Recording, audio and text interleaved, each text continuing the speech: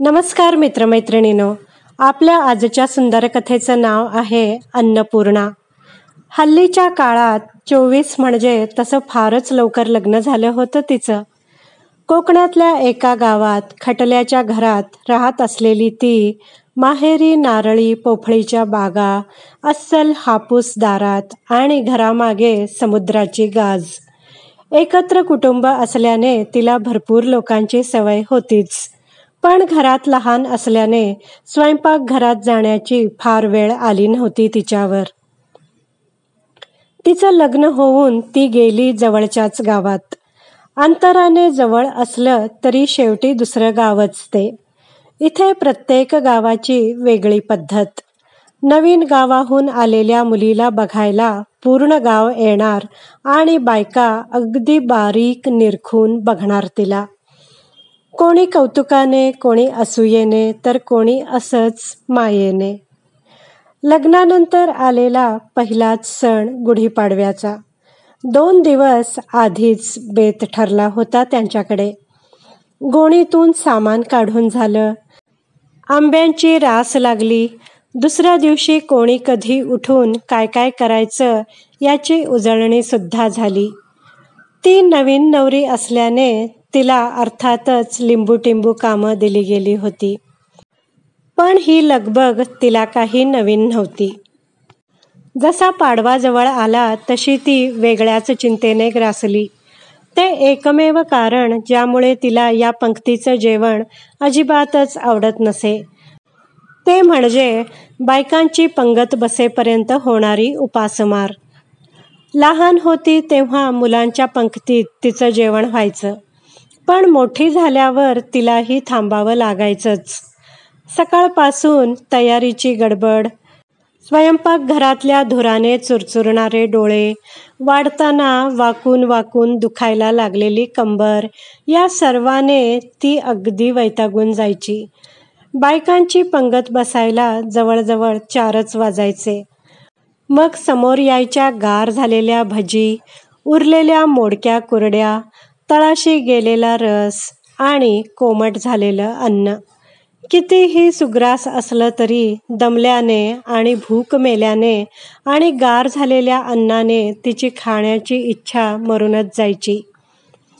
तिथे तरी आई मागे भुणभुण करता यायची, पण इथे भूक तर सहन होत नाही आपल्याला, मग काय करायचं?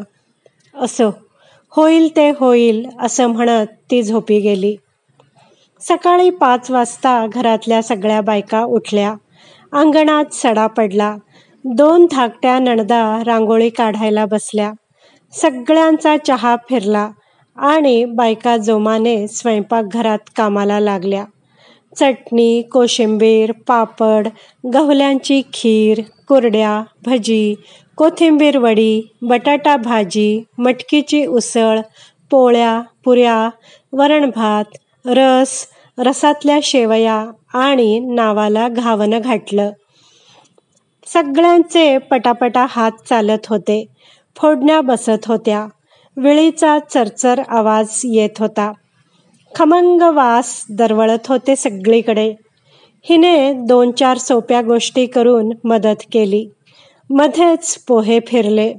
वाटी वाटी पोहे असे काय ते पुरणार, पण पोटाला आधार म्हणून खाल्ले. 12 वाजत आले. नैवेद्याचं ताट तयार झालं. देवाचा, वास्तूचा, गाईचा, पितरांचा नैवेद्य वाढला गेला. आता पंगत बसणार. ती तयारीतच होती. माझघर पुन्हा एकदा केरसुणीने स्वच्छ झालं. ताटं मांडली गेली. रांगोळ्या घातल्या गेल्या.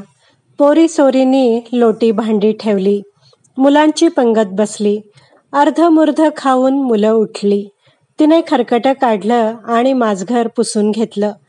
पुन्हा ताटं मांडली, रांगोळ्या काढल्या आणि आतून सर्व पुरुष मंडळी आत आली. चला, सर्व अन्नपूर्णा. आजे सासऱ्यांचा दमदार आवाज आला. तशा सगळ्या जणी बाहेर आल्या. बसा पानावर, ते म्हणाले. ही गांगरलीच. हे काय वेगळंच, आता पुरुष मंडळींची पंगत असते ना.